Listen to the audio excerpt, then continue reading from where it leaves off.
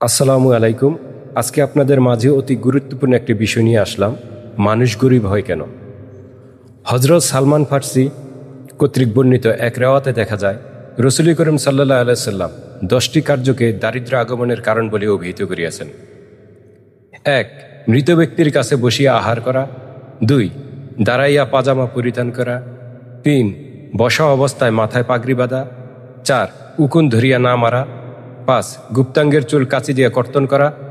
6. পানপাত্রে মুখ না লাগাইয়া মধ্যস্থল হইতে অর্থাৎ শুধু পানির উপর মুখ রাখিয়া পানি পান করা। 7. জুতার নিম্নাংশের দিকে দৃষ্টিপাত করা। 8. নামাজে আলস্য প্রদর্শন করা। 9. লোককে ঠাট্টা করা ও তাহাদিগকে হেয় মনে করা। 10. মিথ্যা কথা বলায় অভ্যস্ত হওয়া বা কথায় কথায় মিথ্যে বলা।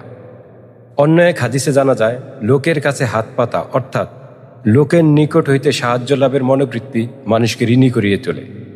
খাদ্যদ্রব্যের ঘ্রাণ লওয়া বরকত কমিবার অন্যতম কারণ। হজরত উমর ফারুক রাদিয়াল্লাহু তাআলা বলিয়াছেন, ঘরে মাকড়সার জাল বুনিলে যদি উহা ছিঁড়িয়া না ফেলে তবে ওই ঘরে দারিদ্র আগমন করে। ইহা ছাড়া জেনা কার্যে লিপ্ত হওয়া, আসর ও এশার নামাজের আগে ঘুমানো, সর্বদা গান শোনা বা গাওয়া, মিথ্যাবাদীর আতিথ্য গ্রহণ করা, ভিক্ষুক বা মুসাফিরকে সাহায্য না করা, আত্মীয়তার সম্পর্ক কর্তন করা ও অত্যধিক লোভ দারিদ্র আনয়ন করে। অনেকে দাঁত দিয়ে নখ কাটিয়া থাকে, ইহাতে তাড়াতাড়ি দারিদ্র আসে। রাগের বশবর্তী হইয়া নিজ সন্তান সন্ততিকে বদদুয়া করিলেও ওই ব্যক্তির উপর দারিদ্র অবতীর্ণ হওয়ার আশঙ্কা আছে। যে ঘরে মানুষ কিংবা অন্য কোনো প্রাণীর ছবি টানাইয়া রাখা হয়, যে গৃহে সদা সর্বদা কুকুর আসা যাওয়া করে, যে ঘরে মদ খাওয়া হয়, গান বাজনার আসর বসে অথবা ব্যভিচার চলে, ওই গৃহে রহমতের ফেরেশতা প্রবেশ করে না। ফলে ওই ঘর হইতে সকল বরকত ও রহমত দূর হইয়া যায়। অল্প দিনে সেখানে দারিদ্র আসন গাড়িয়া বসে। তো দর্শক, আপনারা শুনলেন যে দরিদ্র হওয়ার কারণগুলো, প্রধান কারণগুলো।